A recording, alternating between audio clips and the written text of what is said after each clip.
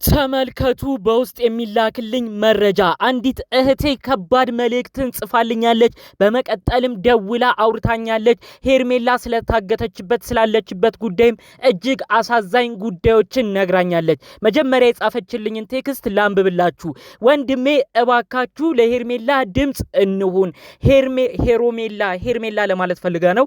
ሄርሜላ የታገተችው በአብርሽ ወንድም ኤፍሬም ብቻ መሆኑን አሳውቁልኝ። ኤፍሬም ይህን እንዳደረገ አንድ ባንድ አስረዳለሁ ደውዬ። እስከዛው ግን አለችኝና የወንድሙን ፍቅረኛ ወይም ሚስት የተመኘ ኤፍሬም ሰው አያሳግትም ብላችሁ እንዳታስቡ፣ ይህን ቃሌን እንዳትረሳ ብላ በጽሁፍ ወዲያ ያሳወቀችኝ። ቆይታ ደግሞ እንግዲህ ሲመቻት ነው ደውላ ደግሞ ዝርዝር ጉዳዮቹን ያሰማችኝ። ኤፍሬም እመነኝ፣ አብርሽ ሌላ ነገር አንተ ላይ ሳይፈርድብህ እስከ መጨረሻው ከወንድም ጋር ሳትቆራረጥ በፊት ሄርሜላን ካለችበት ነገር እንድትወጣ አድርጋት። አለበለዚያ አንተም በቅርብ የምታውቅህ ግለሰብ ነው በዝርዝር ያሉትን ጉዳዮች ያስረዳችኝ። ሁሉንም እኔ ለዚሁ ለኦዲየንስ የምናገራለሁ። አብርሽም ምናልባት ይህን ቪዲዮ አይቶ ደግሞ እሱም ከባድ እርምጃ የሚወስድ ከሆነም እዚሁ መረጃው እንዲደርስልኝ ይሁን። እባካችሁ ወደነ አብርሽ ይህ መረጃ እንዲደርስ አሁኑኑ ቪዲዮ ላይክ አድርጋችሁ ሁሉም ጋር እንዲደርስ ተባበሩኝ። ብቻ የዛሬውን ላስቸግራችሁ። ለቤቴ ደግሞ አዲስ የሆናችሁ ሰዎች እባካችሁ ሰብስክራይብ በማድረግ የኔን ቤተሰብ እንድትሆኑኝ በአክብሮት በፍቅር ልጠይቃችሁ። ቀጥታ ይዤ ወደ መጣሁት ዝርዝር መረጃዎቼ አመራለሁ። እንግዲህ የአብርሽ ወንድም ኤፍሬም ምን አይነት ነገር ሲያደርግ እንደነበር የወንድሙን የራሱን የገዛ ግለሰብ የራሱን ሰው የሆነውን የሱን ፍቅረኛ እንደመመኘት እያደረገው ነው ቪዲዮ ሲሰራ የነበረው። እጅግ ብዙዎቻችን ደንግጠናል። እኔ እዚህ ጋር ምንም የምደግምላችሁ ነገር የለም። ነገር ግን እንግዲህ የአብርሽ ወንድም ኤፍሬም ወደ ቤቱ ሊወስድ ፈልጎ ነበር ሄርሜላ ጨዋ ስለሆነች እኔ እንዴት እንደዚህ አደርጋለሁ አልሄድም፣ ወንድምህ በሌለበት ምን ብዬ እዛ ቤት እገባለሁ እያለች ስትመልስለት ነበር። በመቀጠልም እሺ በቃ ቢያንስ ሻይ ቡና እንኳን እንበል ብሎ ይዟት እጇን ጎትቶ ሲሄድ ነበረ የተመለከትነው። ነገር ግን ከዛ በኋላ ደግሞ የተከሰቱ ክስተቶች አሉ። አብርሽ ሄርሜላ መጥፋቷን እየተናገረ ነው። ይሄንን ጉዳይ ደግሞ የሚጠረጥራቸው እነ ዳንኤልን ጠርቶ ከዳንኤል ጋር ከባድ ክርክር ከባድ ፍጥጫ ሲያደርግ እንደነበር የምታስታውሱት ጉዳይ ነው። ከዚህ ጉዳይ ጋር አያይዞ ነው ታዲያ ኮሜንታተሮችም አስቀድማችሁ የገመታችሁት ነገር ተለይ ደግሞ ሄርሜላ የምትገኘው እዚህ ቦታ ነው፣ ኤፍሬም ጋር ነው፣ ይሄ የኤፍሬምና የሩታ ሴራ ነው እያላችሁ ዝርዝር ጉዳይ ስትጽፉ የነበሩ ጉዳዮችን የሚመጡ ነገሮችን አስቀድማችሁ የምትመለከቱ እናንተ ኮሜንታተሮች የእውነት ትለዩበኛላችሁ። ግምታችሁ ሁሉ አብዛኛው ልክ ነው። በዝርዝር ግን እንዴት እንደተፈጸመ ነው አሁን በዚሁ እማሰማችሁ። እንግዲህ ኤፍሬም እየተፈታተናት ነበር ከሰሞኑ።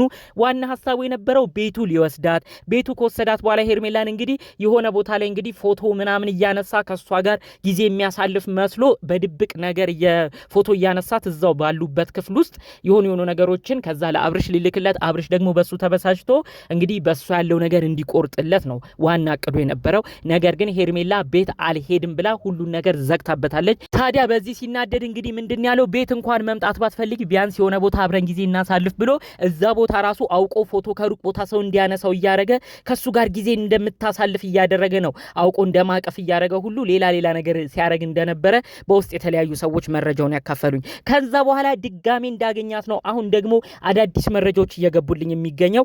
ይሄ ልጅ ተከታትሎ እሷ ጋር መኖሪያዋን የት እንደምትገኝ ጊዜ የት እንደምታጠፋ በዝርዝር ሲያጠና እንደነበረ፣ እንዲሁም ደግሞ ቤቴ ባትመጪ እንኳን እየተገናኘን እንጫወት፣ ምንም ቢሆን እኮ ወንድሜ ሚስት ነሽ፣ ወንድሜ ፍቅረኛ የምትሆኝ ነሽ፣ ልንቀራረብ ግድ ይላል እያለ እንግዲህ በሲስተም እሷን ወደ ማቅረብ እያደረገ እንግዲህ አሁን ላይ ድብቅ ቦታ ላይ ሆና በዚህ ጉዳይ ደግሞ እንግዲህ ተመልሶ አብርሽ እንዲጨነቅ ከመጨነቅ አልፎ ከነ ዳንኤል ጋር እየተጋጨ አሁንም የሚጠረጥራቸው እነ ዳንኤልን ስለሆነ በዛ ደግሞ ሌላ ንትርክ ውስጥ እንዲገቡ ለማድረግ እንዳቀደ፣ እንዲሁም ደግሞ አሁን ላይ እሷ ምንም አይነት ነገር መረጃ እንዳትሰጥ አድርጎ ስልኳን ሁሉ ወስዶ እንግዲህ ለብቻው የሆነ ቦታ አርጓት እንዳለ ነው እንግዲህ መረጃውን እየሰማው የምገኘው።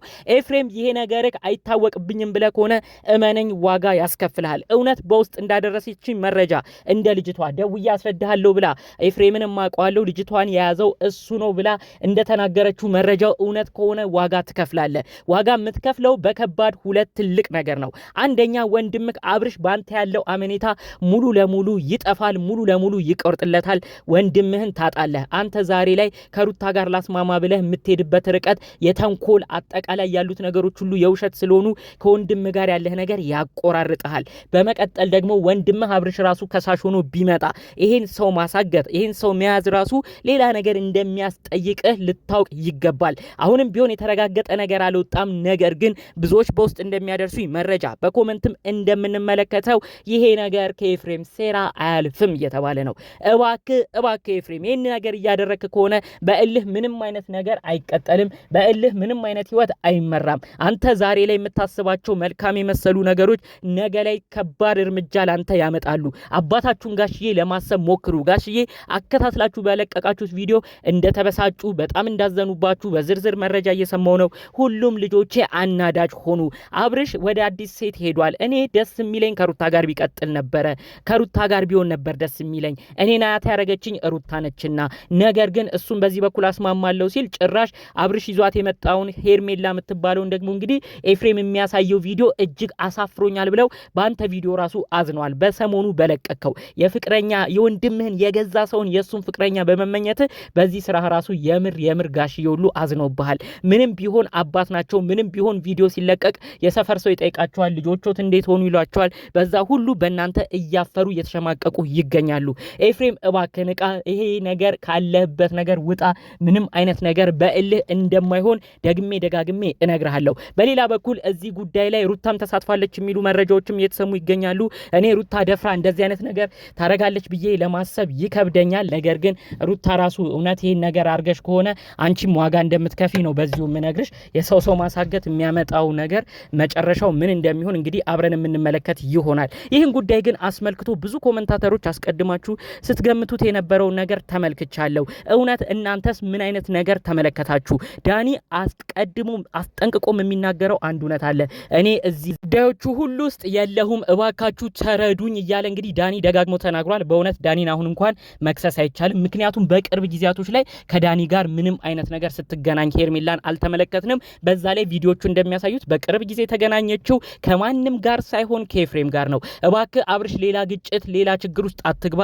ሜሪም ራሱ ያለችበትን አታውቅም። ስለዚህ አሁን ወደ ዳኒ ያለውን ጉዳይ ትታ የገዛ ወንድምህን በደንብ ፈትነው። ለምን አስቀድመ አገኘሃት? ከዛ በመቀጠል ከተገናኛችሁ በኋላ የትኛው ምግብ ቤት ነው የበላችሁት? እያንዳንዱን ስትጠይቀው እያንዳንዱን ወዶ ሳይሆን ተገዶ ሁሉንም በትኖ ዘርዝሮ ይነግርሃል። ስለዚህ አብርሽ ባክህ አካሄድን አሳምር። በአብርሽ በኩል ደግሞ ያላችሁ ሰዎች የሱ ጓደኛ ወዳጅን የምትሉ በተለይ አቤላ የተባልከው ግለሰብ ይሄንን ልጅ ምከረው። አብርሽ ሁልጊዜ የዋህነቱ ከአንዱ ወደ አንዱ እየመለሰው ብዙ ጊዜ ፈተና ውስጥ ብዙ ጊዜ ችግር ውስጥ ሲገባ ነው የምንመለከተው። ይሄ ነገሮች ሁሉ ሌላ ጣጣ ሳያመጡበት ከሌላ ሰው ጋርም ሳይጋጭ የገዛ ወንድሙን አሁንም ከማመን አልፎ ጠርጥሮ ሌሎች ምርመራዎች እንዲጀምርበት እባክህ የተቻለህን ነገር እንድታረግ ይህንን ግለሰብ እንድታማክርልኝ ነው በአክብሮት እምጠይቅ።